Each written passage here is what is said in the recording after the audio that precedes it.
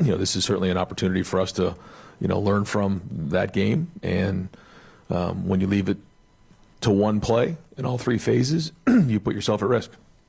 And, the idea of leaving no doubt did not happen the other night. So, we're going to, make sure that we get on the film. And, we certainly, you said, haven't watched it. I've watched it all a bunch. Didn't sleep well last night.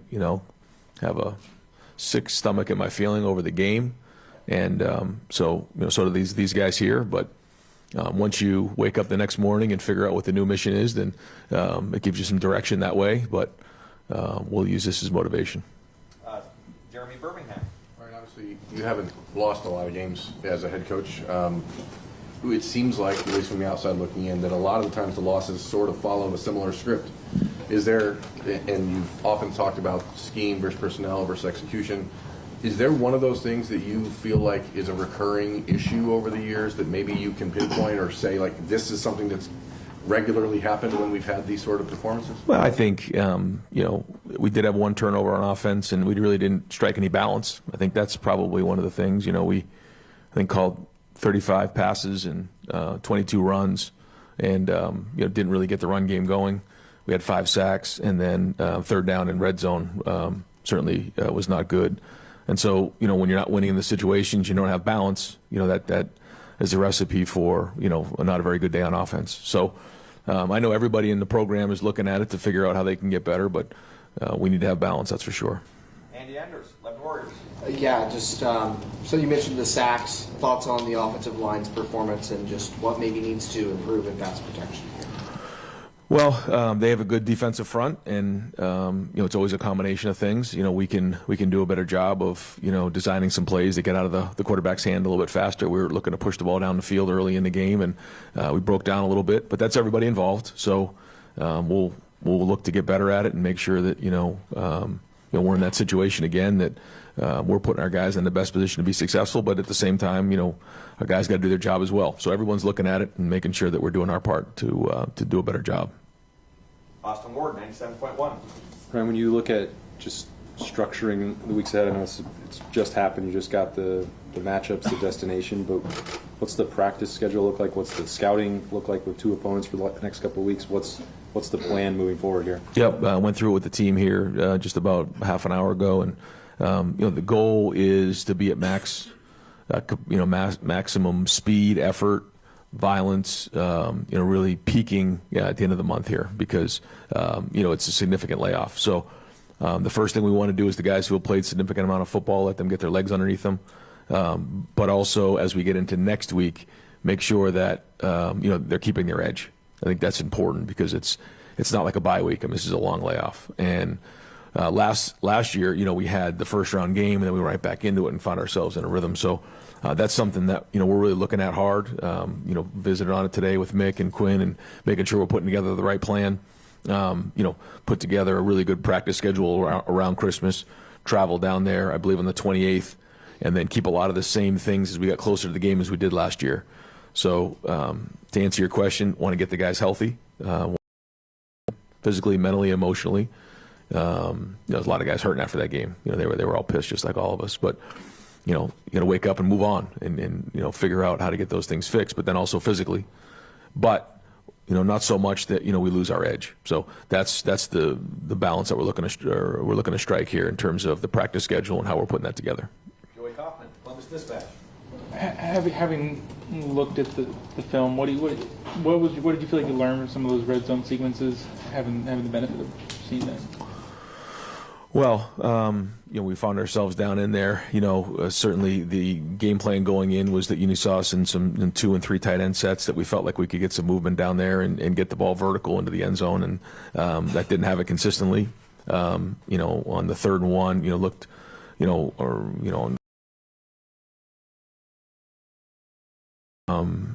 successful. So it was a combination of not getting enough movement in the run game, and not executing and game planning well enough, I guess, and scheming it up well enough in the pass game. So felt like on the 2nd, 4th down, like I mentioned to you, that we could get 3 points, get out of there, move on, maybe get a chance to win the game at the end or overtime.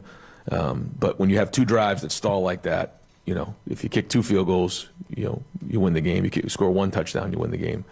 You score 2 touchdowns, it's 24-13, and you're just in a whole different situation. But that's these types of games. That's these matchup games. So as coaches, we got to go in there and make sure we're putting our guys in the right situation to be successful, and then at the same time, we got to make sure that we're executing them well. So it's all the above, and that's what hurts on days like today. When you feel like you came up short, and then you got to go move on, take your medicine, and get it figured out.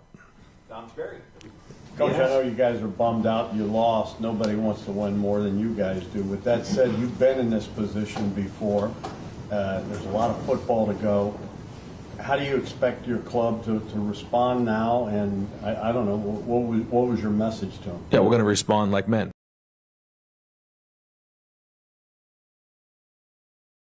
Everybody, including myself, including the coaches, everybody. And so that's what you have to do. And then you got to address what the problems are and get them fixed. When you lose a game like that, you can't just feel sorry for yourself or point fingers. You have to get the issues fixed. And so certainly the red zone was one of them. Balance on offense. There's some things certainly that I know the guys on defense.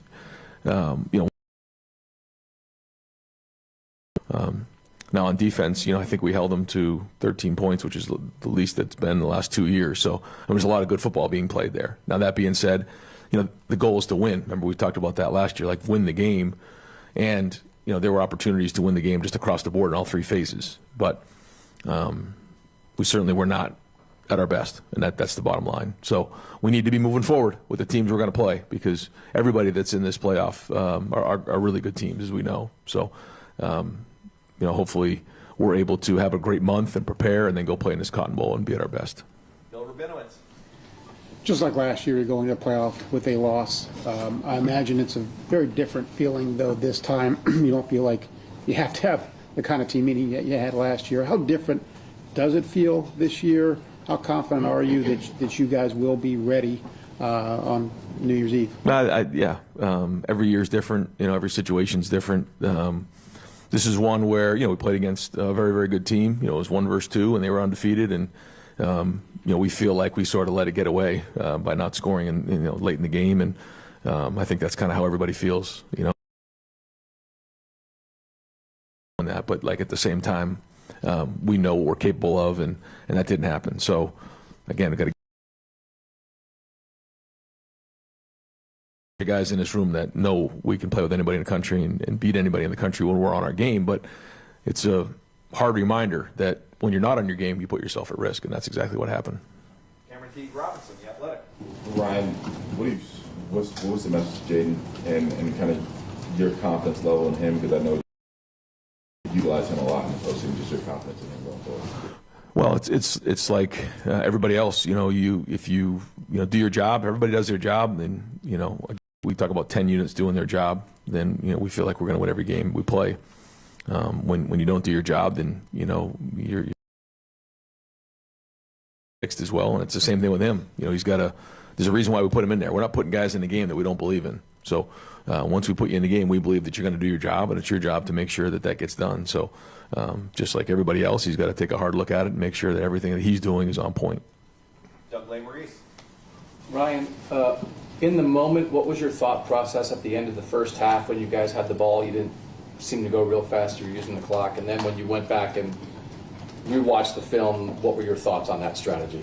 Yeah, I thought that was absolutely the right thing to do. What you're trying to do is win the the middle 8 there, and you want to get that thing down to 2 minutes, and we still had 3 timeouts left. So it wasn't a time management issue as much as it was we had to get the first down, because if we had gone faster and not converted on that, then we would have given them more time to come down and score. So the number one goal was to end with the ball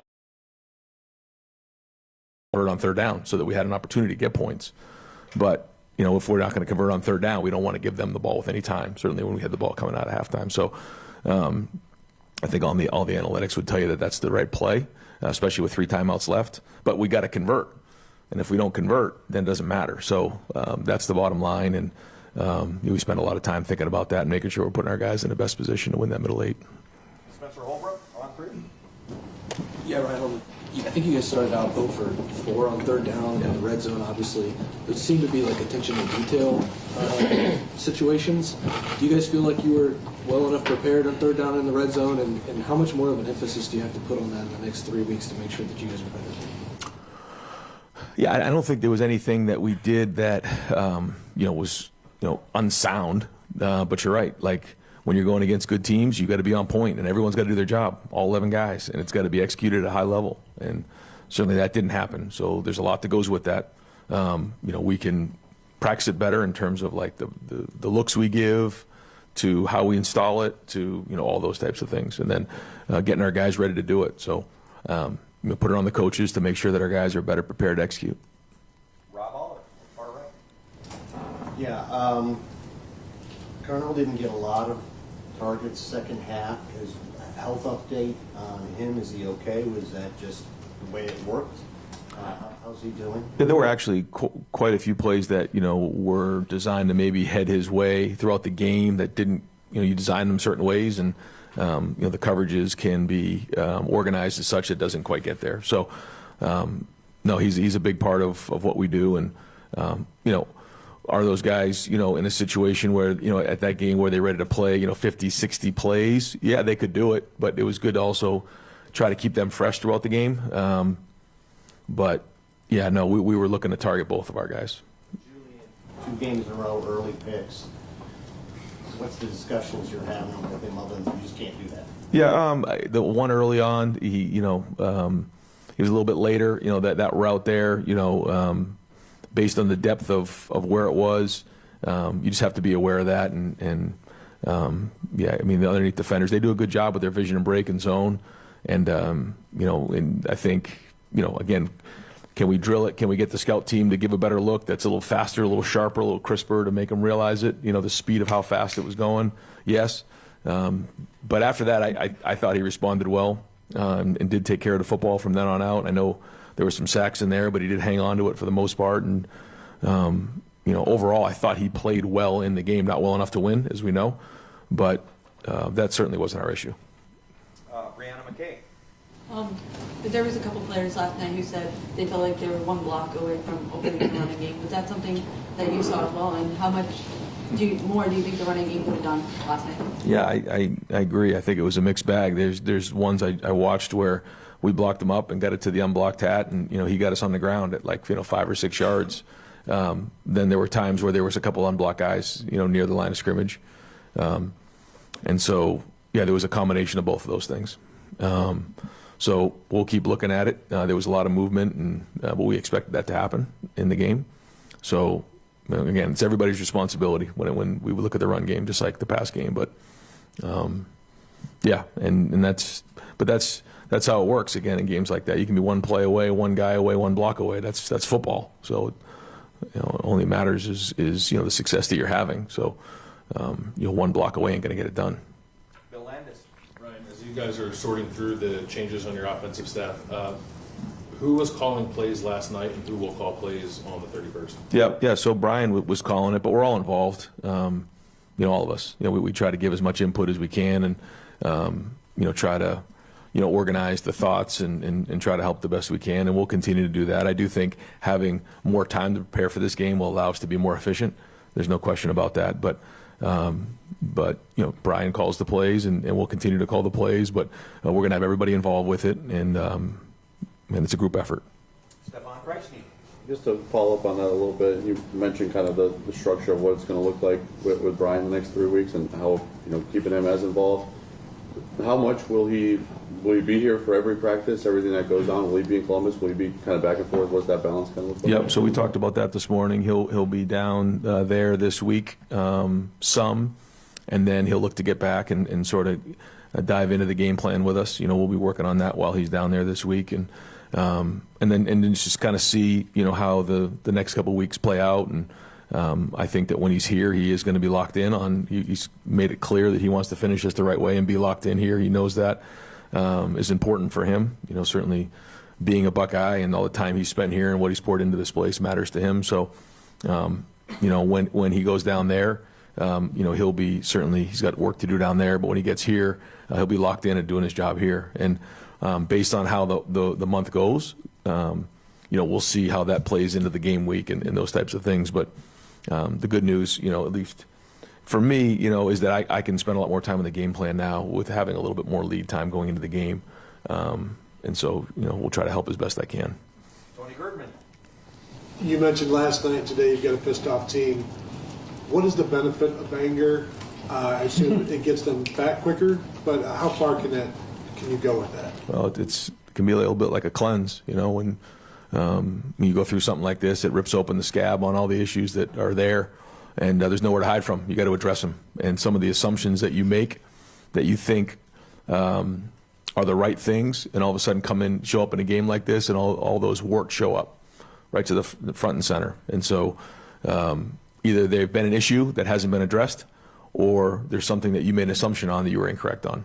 And here we are. And so there was some of those that showed up last night. Far left, Joe Nugent. With the bracket released this afternoon, just curious what your reaction is to being the 2 seed and going to Dallas. Well, I think, the committee recognized, the body of work that we had this year and found ourselves in the fourth quarter fighting it out and against a good team last night. And so, we're excited about where we are and, going down to Dallas again and, playing against a really good opponent, either A&M or Miami, 2 really good teams. So, and then going from there, and when you look at the teams that are in the playoffs, some really good teams out there. So it doesn't matter really if you're the 1, 2, 3, or 4. You got to play from here on out. That's just how it goes. And so, when I look at where Indiana is, when I look at where Georgia is, when I look where Texas Tech is, there's great teams. So excited about that, and now we have to be at our best. Got time for 2 more. Dylan Davis. Is that, Brian, there were moments last night where it would seem like if the Lincoln Keenum package is still a thing that you like to do, that it would be a fit there. I guess where's your confidence at with that package there? Did you wish maybe you went to it at times? Yeah, yes, because, what we were doing didn't work. So then when you look back on it, you say, yeah, that probably is something we should have done. There is stuff that we have practiced and put in, and so, yeah, because what we didn't work. And so we got to keep figuring out what will, what we need to do to score points. That's the bottom line. Whether it's throw it, whether it's be in different personnel groupings, all of those things are going to be considered to make sure we get the job done. And we'll wrap up with Tim May. Yeah, there are a few safer calls than a quarterback sneak, though. Right? For the most part. And a couple times Julian's knee is touched and things like that. But are these tough times to go back and regurgitate what went on in that game? But some of them were very strange. There were holding calls that weren't made, et cetera. How do you put that all in a compartment and then move on? Well, I think you know what I mean. Yeah, I know exactly what you mean. I think the bottom line is, you can't leave it to one play.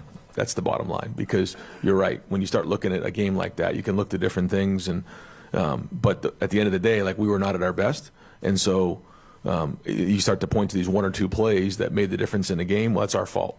We can't let that happen. So we didn't execute the sneak, and so that's on everybody. But then there were other opportunities that we could have converted on, and so that's what happens when you lose a game. You look at all these different things to figure out what didn't happen, and when you win games, some of those things get kind of, we've talked about this before, get brushed under the rug, and you kind of move on. So we're going to take a hard look at everything, and that's sometimes, again, when you go through a loss, it just makes you look harder, longer at everything that you're doing. And now that dust is settled, 3 of the top 5 teams in the college football playoff rankings are from the Big Ten.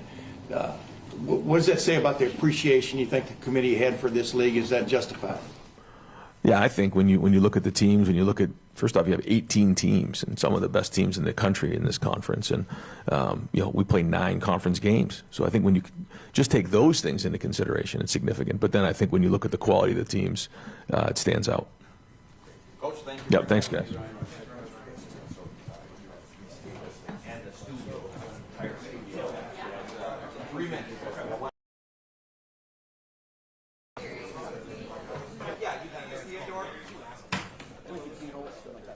Yeah, folks, again, you got the Biggs lobby that you can work from, and the indoor